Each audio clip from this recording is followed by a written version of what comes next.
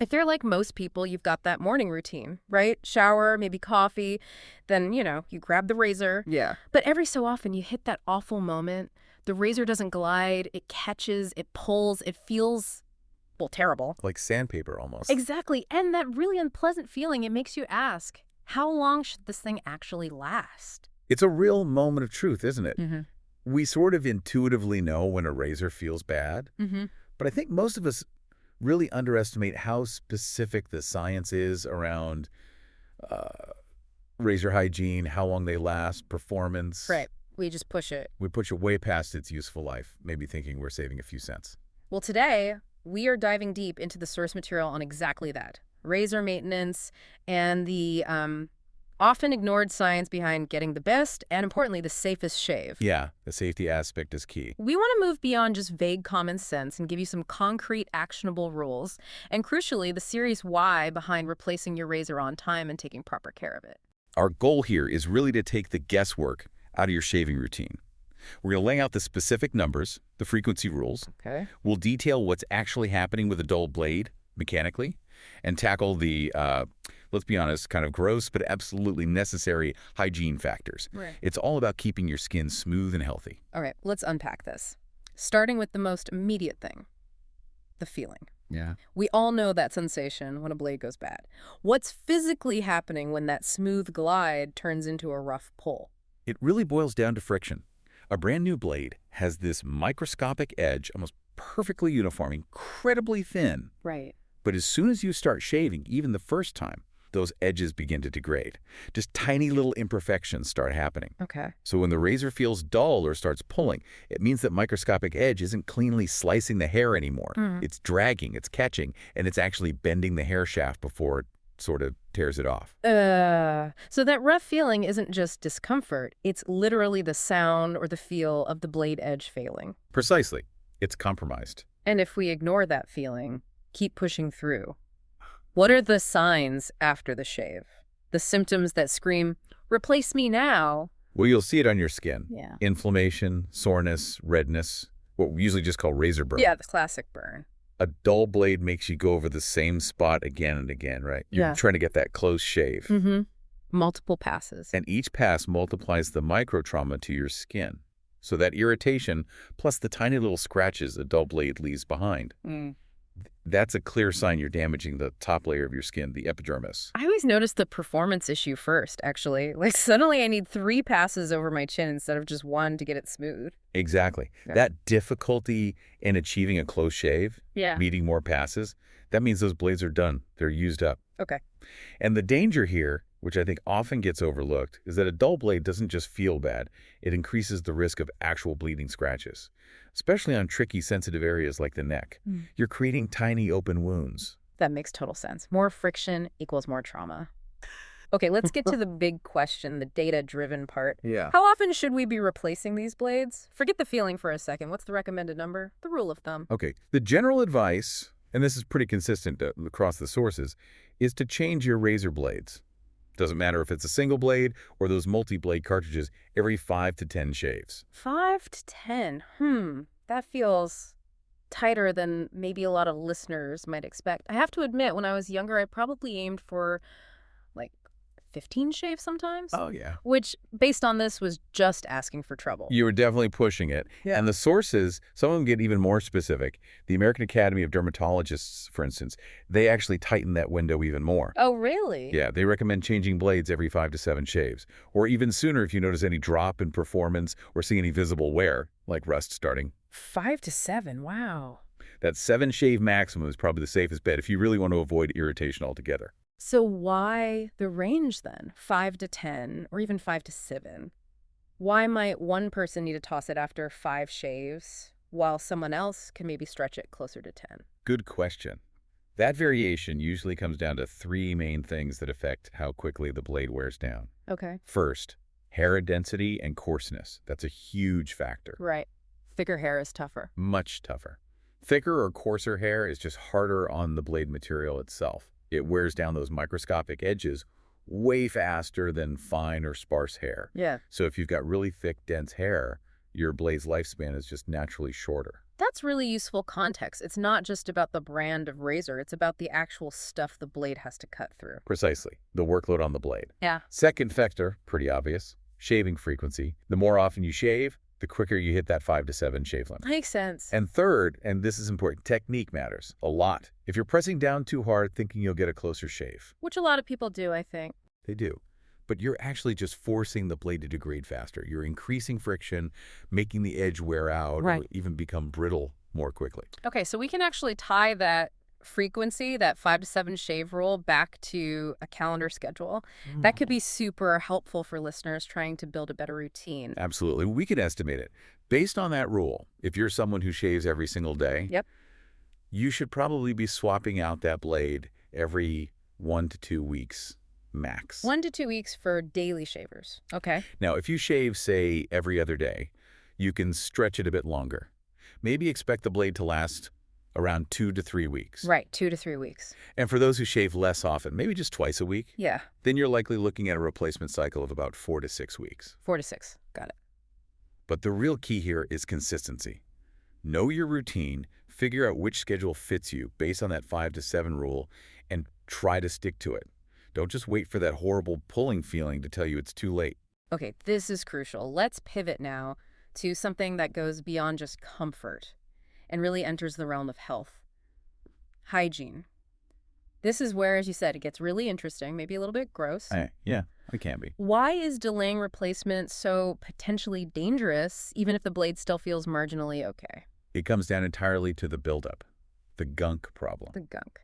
Blades are designed to be sharp, yes, but they're not necessarily self-cleaning, not at all. Every single time you shave, all those little crevices and the spaces between the blades in a cartridge, Mm-hmm.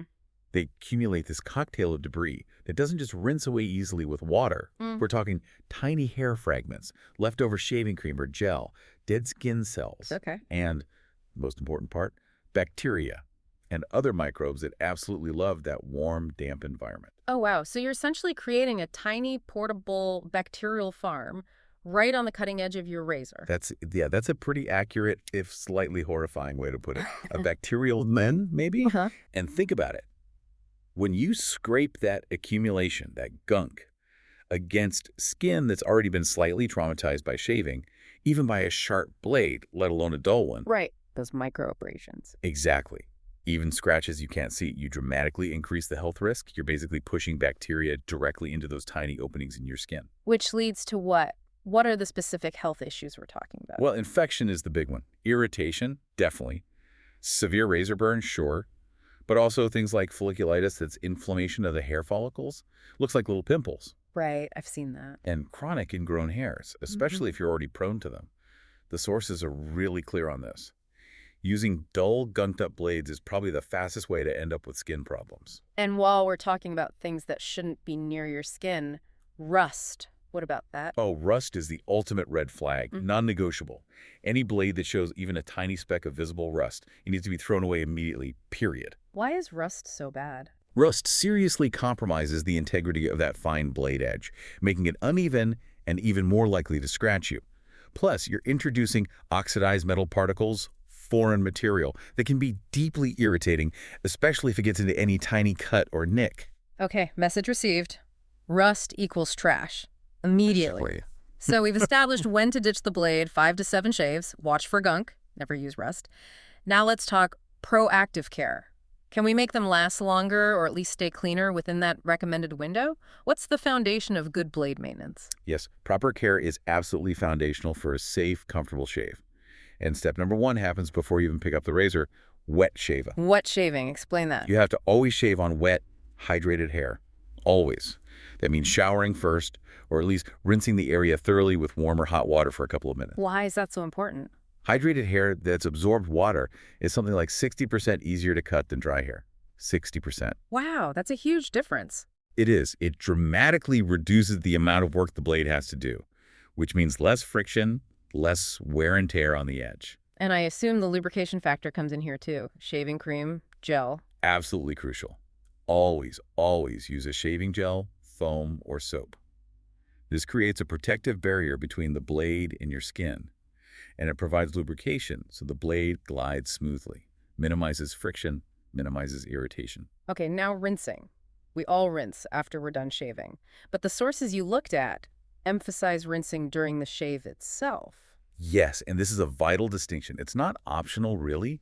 You need to rinse the blade under running water after each stroke, or maybe every couple of strokes, depending on how much hair and lather you're removing. Each stroke, really? Pretty much.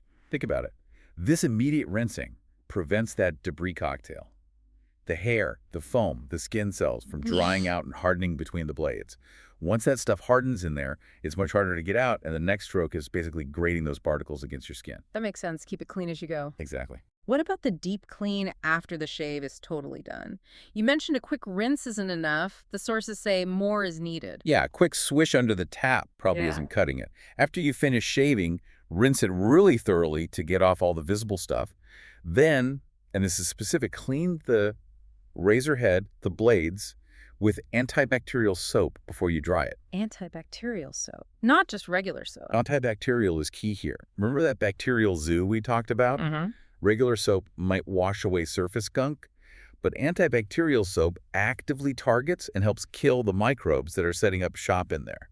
It addresses that live bacteria population. That's a fantastic specific tip. Okay, antibacterial soap. What if stuff is really stuck on there, like dried foam you missed? It happens, especially with multi-blade cartridges. If you notice stubborn, caked-on residue that won't just rinse out, you might need a tool. The sources suggest using an old, clean toothbrush. A toothbrush. Yeah, just gently scrub the razor head between the blades. It helps break up dried shaving cream, maybe some trapped skin cells or sebum, without necessarily damaging the fine edge of the blades if you're careful. Good tip. Okay, final step. Storage. This seems to be where a lot of us fail, right? Leaving the Us. razor on a wet shower ledge or the side of the sink? Storage is so critical for preventing both rust and bacterial growth.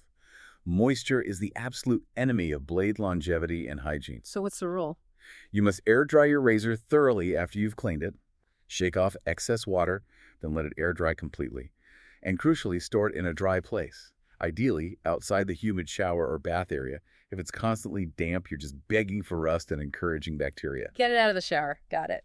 Okay, we have two final really crucial points from the sources that we need to make sure we cover. First, the body versus face rule. This is a common question, I think. Can you use the same razor, say a multi-blade cartridge, for your face and also for body hair, legs, armpits, etc.? Right, people ask this a lot, and the answer from the sources is a very clear, absolute, definitive no. No. Why not? Seems efficient. It's not about efficiency, it's about microbial transfer. Think about it. The skin flora, the types of bacteria and microbes living on your face, are different from those on your legs or under your arms or in your private areas. They're distinct ecosystems. Ah, so you're basically cross-contaminating, spreading different bacterial communities around your body. Precisely. If you use the same razor across these different zones, you risk spreading bacteria and gunk between them. This can cause significant inflammation, irritation, and lead to everything from just discomfort to really bad ingrown hairs or even localized infections, especially in sensitive areas. Wow. Okay, so the advice is crystal clear. Use separate, dedicated tools for separate jobs. Absolutely. One razor for your face, a completely separate one for body parts like legs, armpits, bikini line, whatever else. Don't mix them. Message received. Separate razors. And the final point is just a quick reinforcement on technique, right? Yeah, just a brief reminder. Whenever possible, try to shave in the direction of your hair growth. Going against the grain might feel like it gives a closer shave initially, but it significantly increases irritation and is the primary cause of ingrown hairs because it cuts the hair shaft below the skin surface, allowing it to curl back in. Shaving with the grain, combined with a sharp, clean blade, is the best way to minimize problems. This has been incredibly informative, a real deep dive into something we do so often without much thought.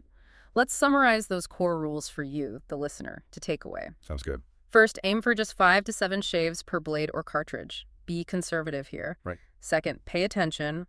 Watch for any pulling, dragging, soreness, or redness. Those are your immediate signs to ditch the blade. Don't ignore them. Third, hygiene is non-negotiable. Rinse the blade after every stroke during your shave. Crucial. And after shaving, clean it thoroughly, specifically with antibacterial soap. Then let it air dry completely and store it somewhere dry, not in the shower. Yep, keep it dry. Following this science really does make shaving feel less like a chore and more like, well, a proper self-care that keeps your skin healthy. Exactly.